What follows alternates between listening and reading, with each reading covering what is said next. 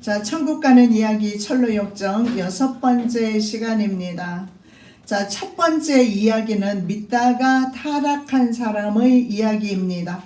자, 그리스도인은 해석자의 인도를 받아서 어떤 다른 방으로 가게 되는데 아주 컴컴한 방입니다.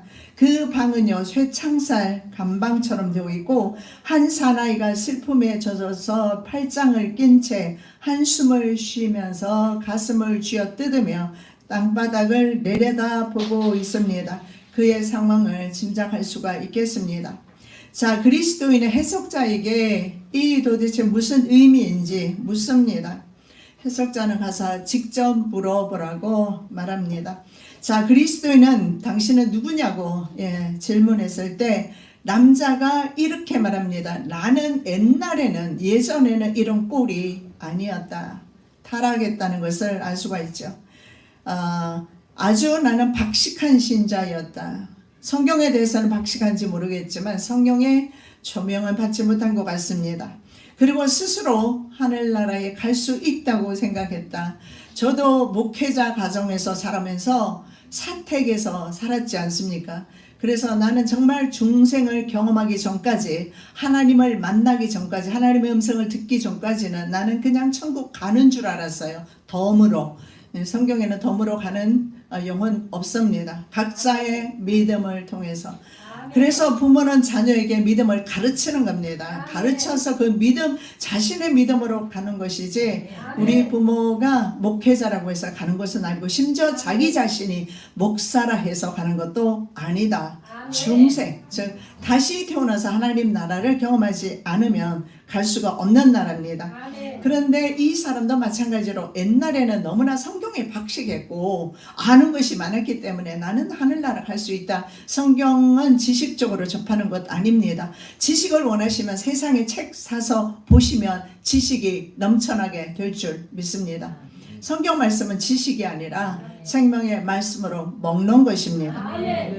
그리고 타인이 인정하는 그런 사람이었습니다. 아마도 훌륭한 그리스도인으로 보였던 사람 같습니다.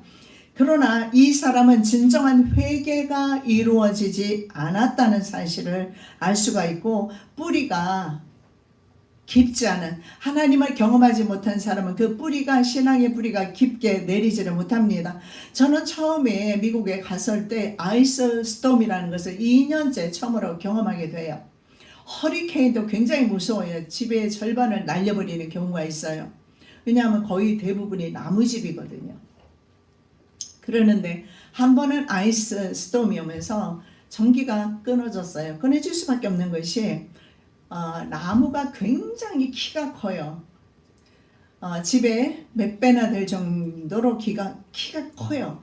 그런데 이 아이스 스톰이 오면서 이 나무 가지에 전부 아이스가 매달려 있게 돼요. 그러면서 이 나무가 견디지 못하고 쓰러지는 나무들을 보게 됩니다.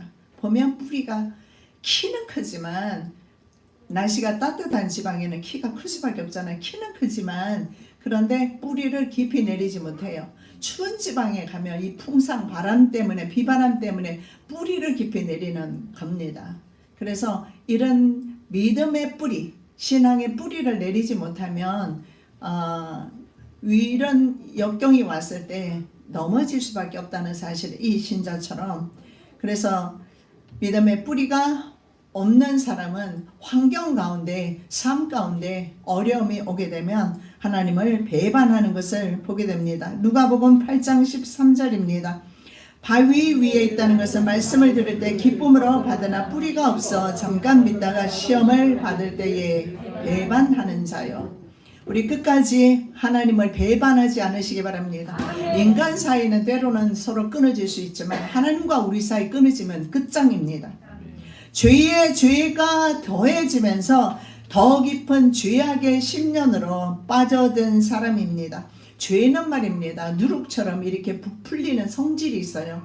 그래서 초창기에 그 죄를 다스리지 아니하면 죄는 계속해서 죄를 부르게 되고 사망까지 이르게 되는데, 자, 이 사람의 경우에는요, 쇠창살 감방 안에 갇혀 있어서 아무도 아무 곳에도 나갈 수 없게 된 것입니다. 결국은 자기 스스로 죄악의 담을 쳐두었기 때문에 오는 결과가 아닐까 싶습니다. 히브리서 6장 4절에서 6절입니다. 한번 비침을 얻고 하늘의 은사를 맛보고 성령에 참여한 바 되고 하나님의 선한 말씀과 내세의 능력을 맛보고 타락한 자들은 다시 새롭게 하여 회개케 할 수 없나니 이는 자기가 하나님의 아들을 다시 십자가에 못 박아 현저히 욕을 보임이라. 여러분 그렇습니다. 여러분 삶 가운데 어떠한 어려움이 오더라도 절대 예수 그리스도를 부인하거나 배반하거나 다시 세상에는 돌아가지 않으시기 바랍니다. 바로 한 번 비침, 이건 복음의 진리를 이미 받고 받아들인 사람을 가리킵니다. 자, 그래서 그리스도인이 되어서 좋은 은사나 이런 하늘의 영적인 체험을 어느 정도까지도 이미 경험한 사람이에요. 그렇지만 삶의 환경의 그 무게가 너무 무거워서 이렇게 하나님을 떠나는 사람, 예수 믿다가 떠나는 사람이 있습니다. 이런 사람이 오늘 이 본문에 나오는 그 사람입니다. 자, 이렇게 되면 주의를 더하게 되고 죄악의 10년에 빠져 있게 되면 사탄의 종이 되어서 믿기 전보다 더 악해서 하나님을 비방하고 증오하고 삶 속에서 이런 일들이 일어나게 돼요. 예수님의 인격을 부인하고 구속의 피를 믿지 않습니다. 그리고 더 나아가서 성령을 회방하는 그런 일들을 하게 돼요. 그런데 성경에 보면 성령을 회방하는 죄는 영원히 용서받지 못하는 것으로 나와 있는데, 그러면 성령 회방죄는 어떤 것을 말하는가? 성경에 보니까 짐짓 죄를 범하는 것으로 그렇게 나와 있고, 사망에 이르는 죄라고 요한일서 5장 16절에 그렇게 말씀하고 있습니다. 이 성령 회방죄는 성령님을 모욕하는 것입니다. 아무리 화가 나도 하나님을 모욕하시면 안 돼요. 하나님의 이름을 망령되게 부르셔도 안 됩니다. 성령의 사역을 적극적으로 방해하고 고의적으로 대항하는 그런 행위입니다. 고집스럽고 악의에 차 있는 심령이라 볼 수 있습니다. 그리고 그러한 행동으로 나타나겠죠. 하나님을 저주하거나 고의적으로 하나님에 관한 일들은 자꾸 비하하는 일을 해요. 이 말을 통해서 또 어떤 악을 하나님의 탓으로 돌립니다. 또 어떤 것은 하나님께 올려야 되는 선을 부인하는 그런 신성 모독죄가 바로 성령 회방죄임을 알 수가 있습니다. 결국은 자기 자신의 속에 있는 고집과 그리고 왜곡된 그 심령으로 하나님과 하나님의 나라에 대해서 그리고 하나님의 선에 대해서 하나님의 구속의 은혜에 대해서 비방하거나 비난하는 것을 말합니다. 자, 그리스도인이 물었습니다. 도대체 당신이 왜 이렇게 되었습니까? 왜 여기까지 왔습니까? 그랬더니 그리스도인 이 한 사람이 대답을 합니다. 세상 정욕 때문에, 세상 정욕이 나의 목을 얽매어서 말씀의 빛과 하나님의 그 선하심에 거역하는 죄를 짓게 만들었습니다. 이렇게 대답을 해요. 세상 때문에 하나님께 거역하는 심령으로 바뀌어진 겁니다. 그러다 보니 삶 속에서 하나님을 거역하고 하나님을 대항하는 그런 태도로, 그런 삶의 방향으로 나아가게 된 것입니다. 자, 그렇게 되면서 또 하나가 계속해서 그대로 있는 것이 아니라 마귀가 그 사람을 잡게 돼요. 그래서 마귀의 유혹에 빠져서 성령을 거스리고 슬피게 하고 결국은 성령께서 떠나가게 했다. 자, 성령의 사람과 육체의 사람, 성경에는 분명히 두 가지밖에 없습니다. 중간이라는 것은 오래가지 않습니다. 언젠가는 육체로 전락하거나 성령의 사람으로 충만하거나 둘밖에 성경에는 말씀하지 않습니다. 그래서 내가 육체의 사람으로 계속 놔뒀을 때는 계속해서 육체의 사람으로 전락하면서 죄를 먹고 마시면서 살아갈 때 마귀의 밥이 될 수밖에 없는 거예요. 왜냐하면 마귀는 사자처럼 두루 울며 다니며 먹이를 찾는 사자처럼 그렇게 찾아다니고 있기 때문에 그렇습니다. 저는 사역을 하면서 귀신이 직접 그 심령 속에 들어가 있는 사람, 이런 사람을 많이 만나봤습니다. 그래서 이런 사람은 교회에서도 채 알아보지 못하는 경우가 있어요. 그래서 정신병원에 입원을 시킵니다. 근데 실제적으로는 정신병도 있겠지만 귀신 들린 사람은 보면 벌써 눈빛이 다르고 기도를 해보면 소름이 끼칠 정도로 이렇게 소름이 끼쳐요. 무서워요. 그런데 귀신 들린 사람들을 보면 이게 귀신 들어간 지 얼마 되지 않은 사람은 얼마든지 귀신을 물리칠 수가 있는데 어떤 사람들을 보면 10년씩 된 사람이 있어요. 어떤 사람은 20년 전에 귀신이 들어간 사람이 있고 그러면서도 살아갈 수 있느냐고요. 살아갑니다. 이런 사람은 우리가 정말 많이 노력해봤지만 다시 돌아오기가 불가능하더라. 왜냐하면 그 사람이 교회에서 우리와 함께 찬양하며 기도하며 예배하며 살아가듯이 삶 속에서 살아가주면 좋은데 삶 속에 돌아갔을 때는 자신의 모습, 본연의 모습으로 돌아가 버립니다. 그래서 다시 교회에 왔을 때는 또 묶여있고 귀신이 들어가 있는 것을 보게 돼요. 여러분, 죄가 내 마음속에 자리 잡지 않도록 자리함이 바로 그런 것 아닙니까? 암은 아니지만 이미 자리 잡은 것이잖아요. 죄가 바로 그렇습니다. 내 마음속에 자리 딱 잡게 되면 그 다음부터는 죄가 죄를 부르게 돼요. 나쁜 습관 버리시기 바랍니다. 아멘. 악한 죄 버리시기 바랍니다. 아멘. 죄와 죄악을 버리시는 은혜 있으시기 바랍니다. 아멘. 자, 그러다가 이제 세상 정욕 좋아서 그리고 계속해서 하나님께서 나에게는 어떤 일도 하지 않으셔. 그러면서 하나님께는 실망하면서 하나님을 저주하면서 세상으로 나가게 되었을 때 달리 어디로 가겠습니까? 마귀의 품 안으로 갈 수밖에 없고 마귀가 그 심령 속에 들어오게 되었다. 이렇게 고백을 합니다. 자, 하나님이 떠난 심령은 회개할 수 없습니다. 회개는 언제나 주어지는 것이 아니라 회개할 수 있는 시간이 따로 있다라는 사실을 믿으시기 바랍니다. 나는 내 자신의 정욕을 위해서 예수 그리스도를 다시 십자가에 못 박은 죄인입니다. 그리고 그분의 인격과 의로우심을 경멸했습니다. 그리고 그분의 피를 부정한 것으로 생각했고 그 은혜의 성령을 욕되게 하였습니다. 그러므로 나는 모든 그 하나님의 언약으로부터 내 마음의 문을 닫고 하나님의 은총은 사라지게 되었습니다. 자, 그렇게 되면서 맹수가 나를 집어삼킬 듯한 위협과 확실한 심판과 원수로서 나를 태워 죽일 듯한 그런 가혹한 분노의 위험과 두려움만이 남게 되었습니다. 이렇게 이 사람은 고백하고 있습니다. 좀 전에도 말씀드린 것처럼 둘 중에 하나입니다. 계속 그대로 방치하시면 안 됩니다. 육적으로 계속 나가게 되었을 때 마귀의 밥이 될 수밖에 없다라는 결론이 나오고 있습니다. 자, 이 모든 결과는 이 세상의 정욕과 쾌락과 헛된 부귀영화 때문이었습니다. 욕심을 제거하지 못하면 죽음이 오는 것은 성경에 기록되어 있습니다. 야고보 1장 15절에 욕심이 잉태하면 죄를 낳고 죄가 자라게 되면 사망에 이르게 된다라고 말씀합니다.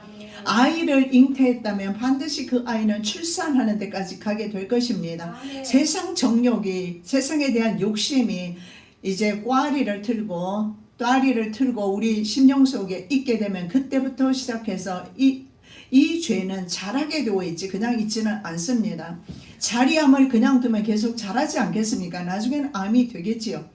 그렇게 되면 언젠가는 이 자라난 것이 나중에는 출산하게 될 텐데 출산하게 될 때쯤 내 영혼은 이미 그 잡아먹힌 상태이다 라는 사실을 알 수가 있습니다. 자, 그리스도인은 그에게 이렇게 말합니다. 회개를 하십시오. 회개를 촉구합니다. 그런데요, 이렇게 말하죠. 이미 철의 감방 안에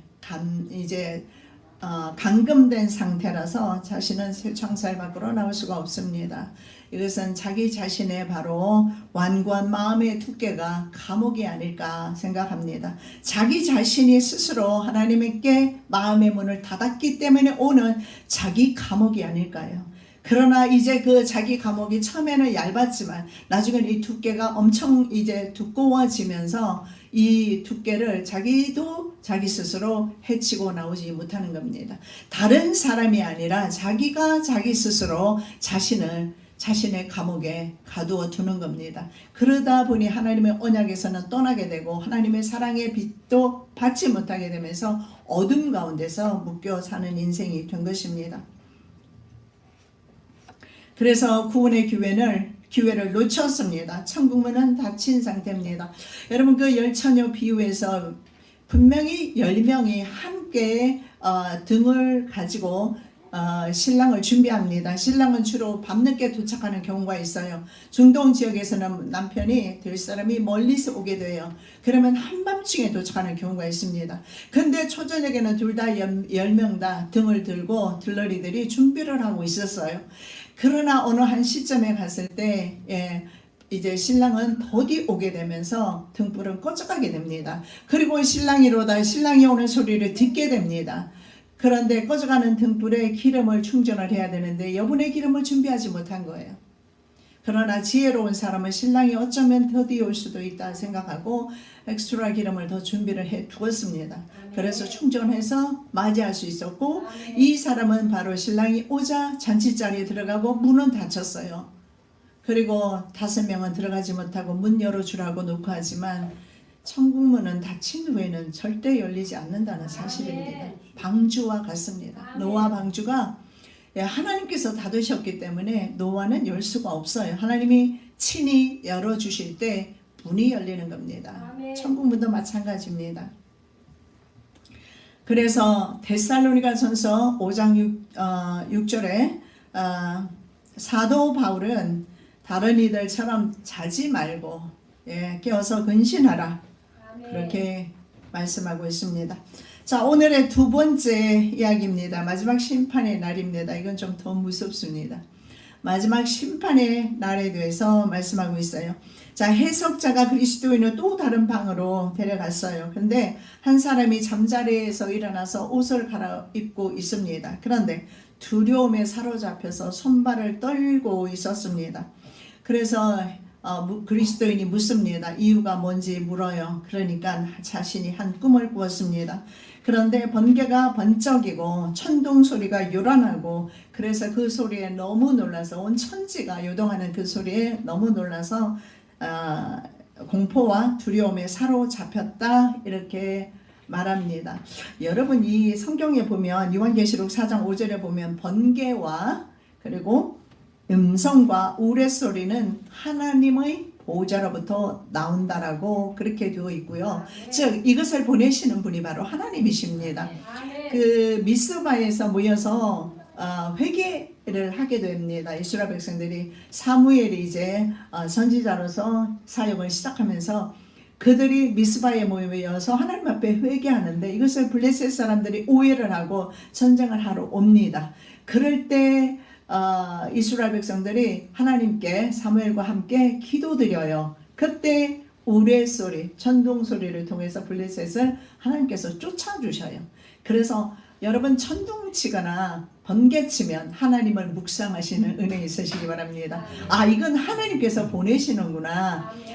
우박도 마찬가지입니다. 하나님께서 보내시는구나. 저는 미국에서 한 번은 은행으로 막 들어가려 하는데 우박이 떨어지는데 진짜 이런 게 막 떨어지는 거예요.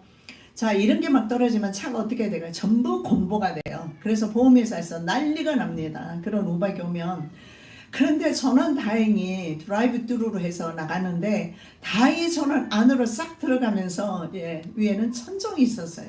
근데 뒤에 있는 사람들은 다 맞았어요. 어쩔 수가 없어요. 내가 빼면 나도 그렇게 되니까 어쩔 수 없이 제가 좀 앞으로 당겨주어서 들어오게 하기는 했지만 이 우박도 하나님이 내리시는 거다. 그래서 진짜 큰 우박, 계시록에는 달란트나 되는 37.5인가요?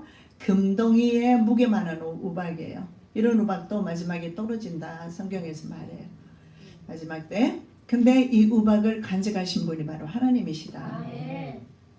자, 요한계시록 11장 19절에 하늘 성소 안에 보면 언약궤가 있습니다. 그런데 특이하게 번개도 있고 하나님의 그 성소 안에 보니까 우레도 있고 음성들 있고 지진 우박 이런 것이 다 저장되어 있다는 사실을 알 수가 있고, 그럼 이것을 언제 다 사용하실까? 이 마지막 날에 지구에 다 쏟아붓지 않을까? 그래서 계시록에 우박이 떨어지는, 달란트나 되는 우박이 떨어지지 않을까 이렇게 생각합니다. 자, 나팔 소리가 나고 구름이 빠른 속도로 날아오는데, 구름 위에는 인자 같은 이가 성경에는 그렇게 나오죠. 한 사람이 수천 명의 시중을 받으면서 앉아 계셨습니다. 마지막 나팔에 그리스도 안에서 죽은 자가 먼저 부활하고 살아있는 성도가 변화하여 공중에서 주님을 만나게 될 것입니다. 뭐 땅이다 뭐 이런 말을 하는데 믿지 마시고 성경대로 믿으시면 됩니다. 우리는 공중에서 주님을 만나고 주님과 함께 이 땅에 와서 천년 왕국을 지나게 될 것입니다. 자, 사도 바울 시대의 성도들은 이렇게 생각합니다. 예수님이 곧 다시 오신다 말씀하니까 자기 시대에 예수님이 오시는 줄 알고 기다리지 못하고 죽은 가족들을 생각하면서 슬퍼했어요. 그래서 사도 바울이 주신 말씀이 데살로니가 전서 4장 16절입니다. 주께서 호령과 천사장의 소리와 하나님의 나팔로 친히 하늘로 쫓아 강림하시리니 그리스도 안에서 죽은 자들이 먼저 일어나고 그 후에 우리 살아남은 자도 저희와 함께 구름 속으로 끌어올려 공중에서 주를 영접하게 하시리니 그리하여 우리가 항상 주와 함께 있으리라. 무천년설을 주장하는 사람은 이미 천국이 여기서 시작되었다라고 말합니다. 오늘 성경에는 공중에서 우리가 변화승천하게 될 것이다. 살아있는 사람. 그러면 죽은 사람은요? 그리스도 안에 죽은 사람이에요. 예수 안 믿는 사람은 이때 부활하지 못합니다. 이 부활은 바로 첫째 부활이라 합니다. 첫째 부활에 참여하게 됩니다. 이때 보면 호령과 천사장의 소리와 나팔 소리 이런 것이 들리게 됩니다. 자, 이 한 사람, 갇혀있는 이 한 사람, 이 꿈을 꾼 사람은요, 모든 것이 불길에 휩싸여 있는 것을 보게 됩니다. 하늘도 타오르는 불길로 가득했습니다. 그리고 음성이 들렸습니다. 죽은 자들아 깨어 일어나 심판받으러 오라. 물론 심판받는 것은 천년왕국이 지난 후에 요한계시록 20장에 하얀 보좌 위에 앉아 계시는 주님으로부터 심판을 받게 돼요. 그래서 백보자 심판이라고 합니다. 그때 받게 될 거예요. 자, 이 소리와 함께 바위가 갈라지고 무덤이 열리면서 죽은 자들이 모두 살아서 밖으로 나오게 됩니다. 몇몇 사람들은 적지 많은 사람이 아니라 적은 무리인 것 같습니다. 기뻐하면서 하늘을 올려다보는 사람이 있는가 하면, 그리고 나머지 사람들은 두려워서 산 밑으로 숨게 됩니다. 이건 역시 성경에 나와 있죠. 산과 바위에게 이르되 우리 위에 떨어져 보좌에 앉으신 이의 낫에스와 어린 양의 진노에서 우리를 가리우라. 자, 요한계시록 20장의 말씀에 보면 이 첫째의 부활에 참여하는 자가 복이 있다. 그리고 거룩하다. 이렇게 말씀합니다. 여러분, 만일에 내가 이런 것들에 대해서 믿지를 않으면 사실은 아무런 소용이 없어요. 천국은 믿음으로 가는 나라이기 때문에 그렇습니다. 만일에 예수 그리스도를 믿는다면 지금 이 말씀도 믿으셔야 할 겁니다. 첫째 부활이 있고 둘째 부활이 있고 천국이 있고 지옥이 있고 극명하게 성경에 나타나고 있습니다. 자, 둘째 사망이 첫째 부활에 참여하는 사람에게 다스리는 권세가 없습니다. 오히려 첫째 부활에 참여한 자는 왕같은 제사장이 되어서 천년 동안 그리스도와 함께 왕노릇하게 될 것입니다.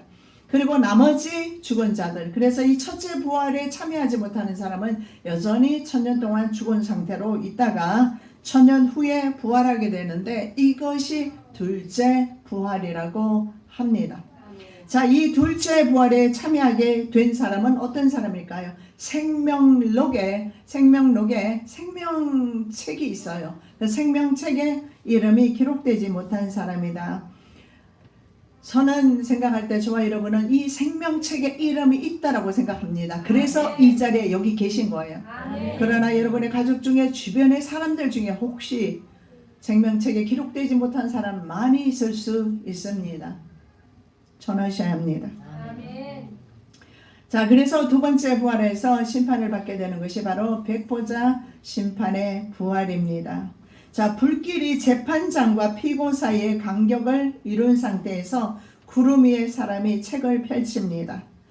이 책의 우편에는, 하나님 보좌 우편에는 생명록 책이 있고 왼편에는 행위록이 있어요. 우리의 모든 행위가 행위록 책에 기록된다. 아멘. 그렇게 생각하면 우리의 좀 이렇게 삶의 태도가 조금 변하지 않을까요? 즉 하나님의 존전에 내가 걸어간다 생각했을 때 누군가 내 행위를 기록하고 있고 누군가 내 말을, 누군가 내 사상과 생각까지 다 기록하고 있다면 우리가 조금 더 행동을 조심하지 않을까요?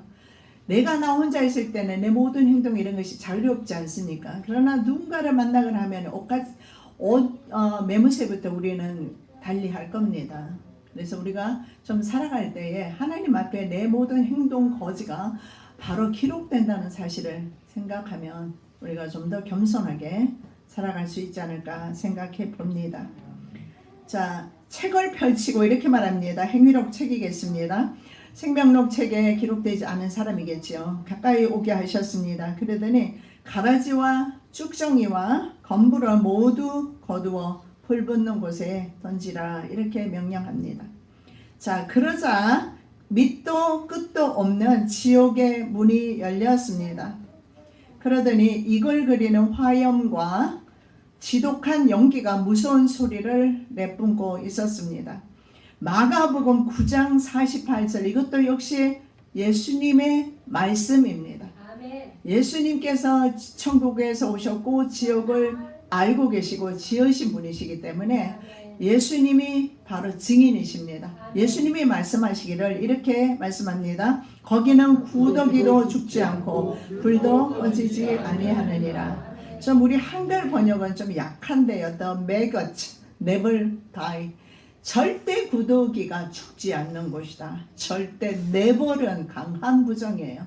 절대 일어나지 않는 일들입니다. 그래서 지옥에서 절대 일어나지 않는 일이 있는데 그 연약한 구더기도 절대 죽지 않는다. 그 다음에 보니까요. The fire never goes out. 불이 never, 결코 꺼지는 법이 없다. 세상 불은 물이 있으면 꺼지기도 하겠지만 그러나 지옥불은 꺼지는 법이 없다. 제한이 없다.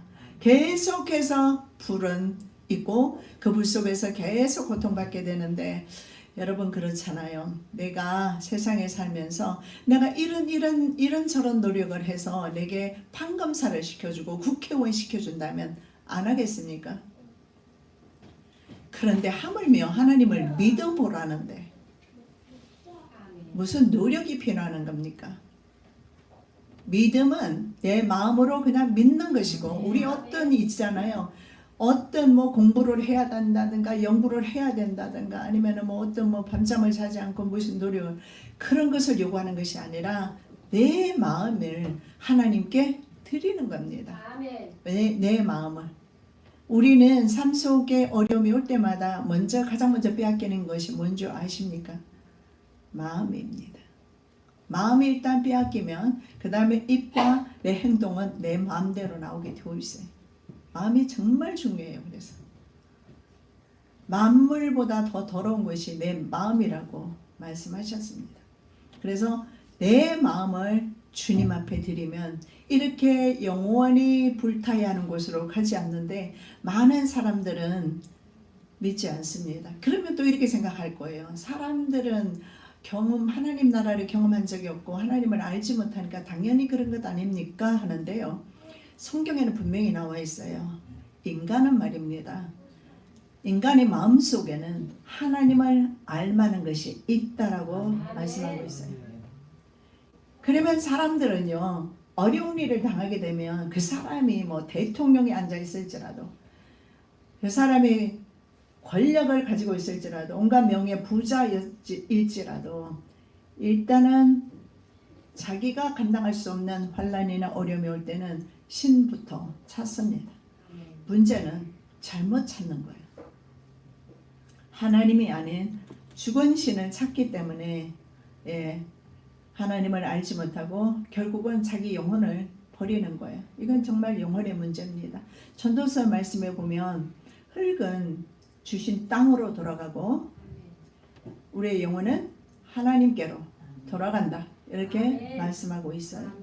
그러면 내가 영혼을 가지고 있는 영물이라고 생각한다면, 내가 동물과 다르게 영혼을 가지고 영을 가지고 있는 사람이라고 생각한다면 나는 하나님의 사람이다 라는 거예요. 왜냐하면 하나님의 영을 우리에게 부어주셨기 때문에 내 스스로 내가 사람이라고 생각하면 한다면 하나님을 부인할 수 없는 겁니다.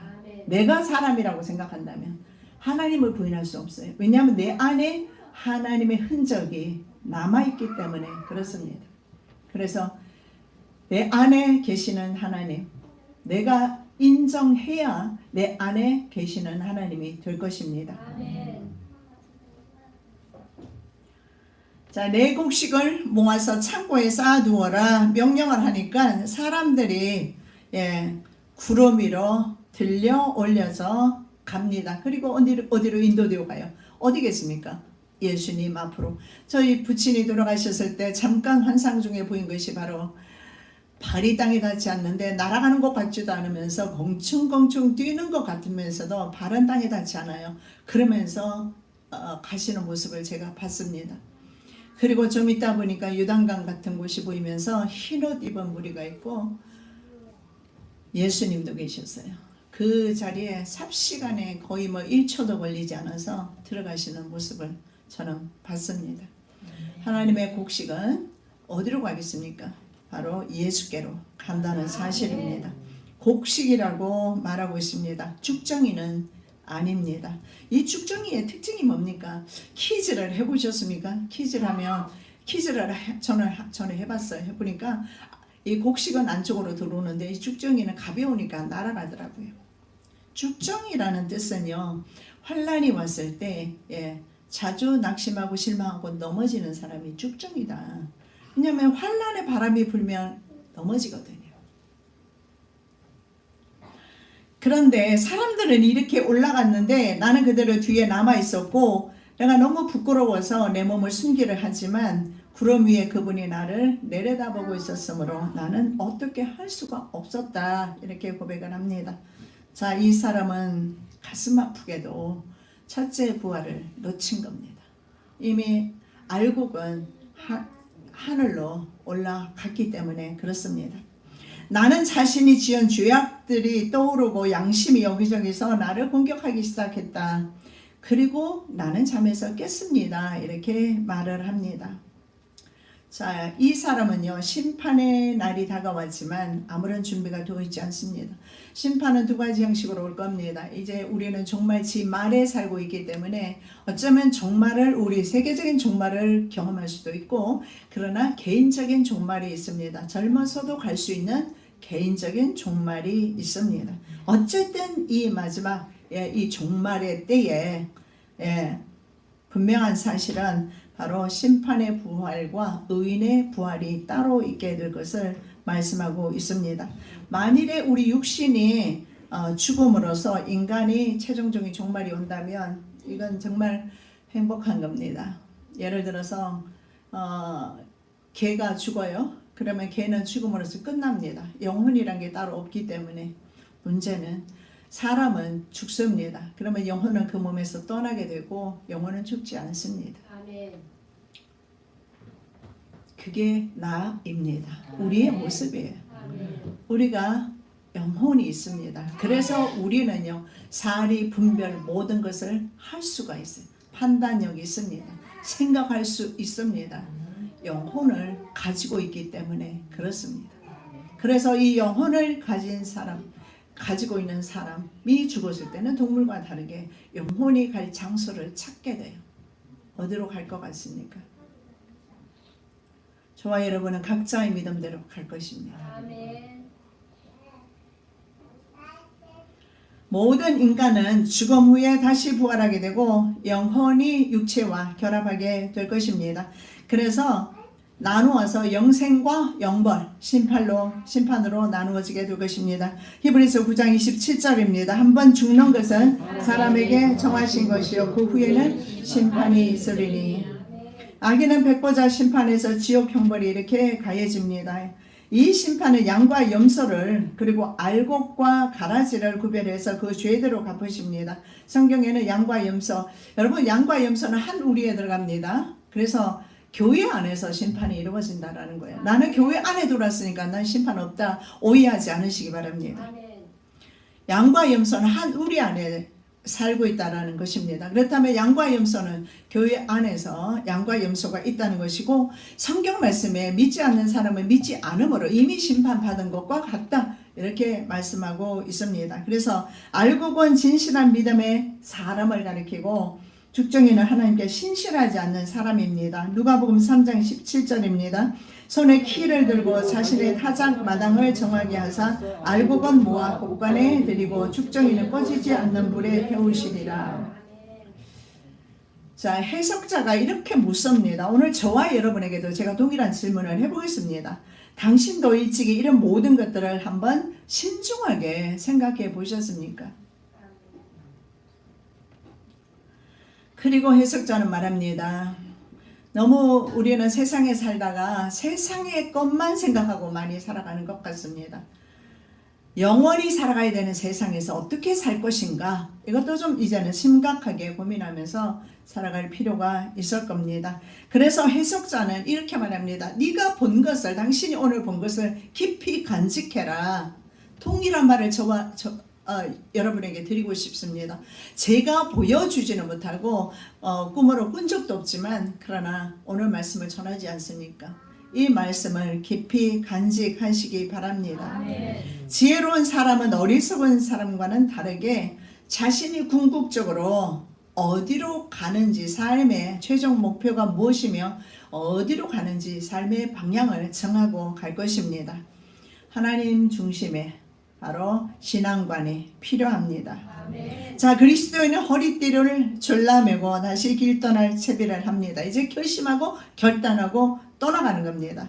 자, 해석자가 그리스도인에게 목적지에 도달할 때까지 우리의 위로 되시는 주님께서 여정에 함께 하실 것을 축복하면서 그리스도인은 그 축복을 받고 길을 떠납니다. 동일하게 저도 여러분에게 우리 인생길의 여정에 대한 그런 복음송이 있어요. 너희 가는 길에 주의 축복이 있으리, 주의 평강이 있으리. 이것으로 여러분에게 대신하고자 합니다. 여러분의 남은 인생 가운데 주의 축복, 주의 평강이 있으시기 바랍니다. 한번 읽어드리겠습니다. 너의 가는 길에 주의 평강이 있으리, 평강의 왕 함께 가시니 너의 걸음걸음 주 인도하시리, 주의 강한 손 널 이끄시리. 너의 가는 길에 주의 축복이 있으리, 영광의 주 함께 가시니 내가 밟는 모든 땅 주님 다스리리.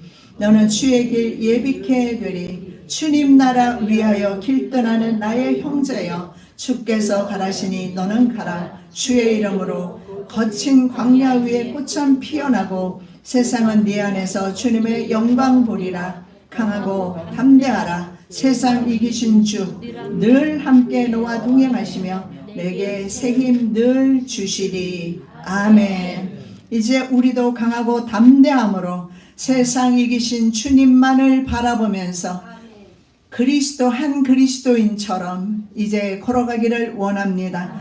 힘과 능력 더하여 주시옵소서. 평강 주시옵소서. 축복하여 주시옵시고 우리의 걸음이 복된 걸음이 되게 하여 주시옵소서. 거룩하신 예수 그리스도 이름으로 기도드립니다. 아멘.